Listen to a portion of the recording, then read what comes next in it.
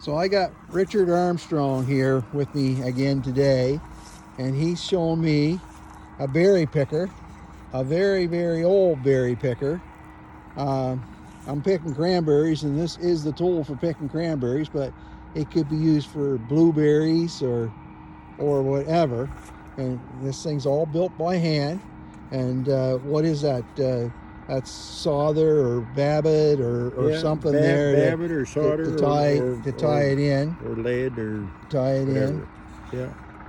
Yeah, that's pretty cool. To hold it from these separating out and I need in order to keep up with my mother, Richard, I need a tool like that because she can well, the last time we picked berries, she picked just as many as me, and hers were clean and yeah. mine were dirty. Yeah, well, I think you can get the modern version of these at maybe Lee Valley Tools or something like that. Yeah. Yeah. So yeah, that's Victor Chandler give me mine. The nice guys in here.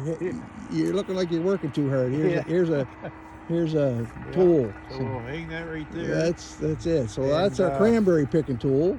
Yeah. Now somebody may recognize that for blueberries or something. Yeah. This here, I don't think anybody's going to recognize that. Well, the only way I know what it is because you told me. Well, yeah, yeah, but it's got a long handle, and I think my father had two of them. Yeah. It's very sharp on all the edges. Yeah. And even the back edge is sharpened. It's thin anyway, so it's going to be sharp. But, yeah. But it's got a little bend in there. There's two of them, I believe. Anyway, it was hanging up home for the longest time, and I brought it down here just as a novelty item. This is for cutting the blubber off of whales. And I don't know how exactly they did it, but they would have cut it, hooked it, or whatever.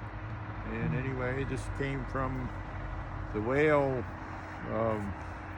fleshing plant, I guess you'd call it, in Blanford. We call it the whale factory. The whale factory. I don't know if I can be proud of it or not, but I've ate whale from there.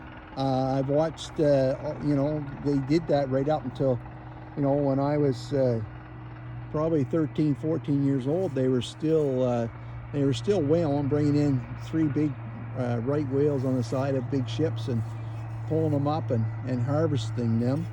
And then, being up in the Arctic, I ended up eating raw beluga whale too. So I've had whale. Yeah. Mm-hmm. So anyway, that's that, and just part of the collection. This is called a marlin spike, and this would have been used this probably came from Churchill Shipyards in Hansford, where I'm descended from. Yeah.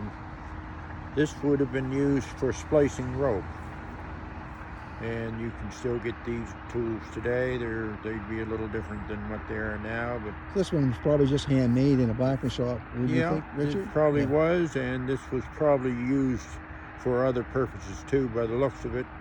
By the looks of how it's all burled over there. Yeah. Would have been used as pounding, and I probably used it myself. Yeah. For so making what was the name of it again? A marlin spike. A marlin spike. Yeah, M-A-R-L-I-N. They used, and that's part of that's a word. It's part of other words that are related to splicing rope. Okay. Like marl, M-A-R-L. I don't know how to splice rope, but I do. I can splice. Yeah. You want an eye splice? Yeah. You want to splice rope? Whatever. I can splice rope. I know a fellow in anybody that's retired from the Navy or in the Navy. Yeah. Would probably be able to splice rope. Yeah. Yeah. Yeah. So you need some rope spliced. I'll splice it for you there, Richard. Yeah. You teach me so much stuff. I'll show you how to splice rope. Yeah. And this here, this is the scythe. Everybody would know what that is, or a lot of people would. And that's still in reasonable shape.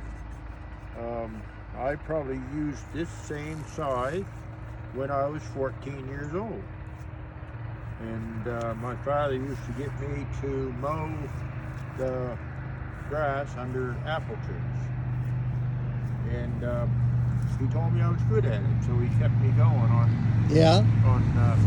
mowing the apple trees. Well, my father, when the tractor went around the field and cut the hay, or the horses went around the field and cut the hay, he would do all the corners, every corner in the hay field that a little bit was missed. Yeah.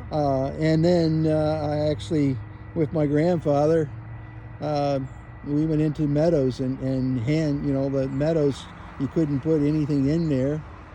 So the only way to hay a meadow is to go in there with a side stick and do it by hand. That's right, and the handles were adjustable. You just simply turned the handles, and you could move the handle around to. Oh, okay. So that's loosen and tighten the handle to suit your. Yeah, I don't know if that. Well, that doesn't move now. The it's not stuff. Yeah. But yeah, you can move those handles around or down a little bit to suit your... So we were talking about this, that the handle is made from ash. Yeah. We know that. And lots of side sticks, lots of them around, and they all have their handles kind of shaped like that. There's metal ones too, so. But we don't know how they shaped the handle. So someone out there in Facebook land should tell us, did they steam it and did they bend it? Did they wrap the tree around something when it was still green? Did they dry it especially? Or how did a side and stick handle get that shape? What did they do to get that shape? So I assume that they bent them when they were green and bent them around a form, because they're not straight looking down them. Bent them around a form and then tied them somehow with a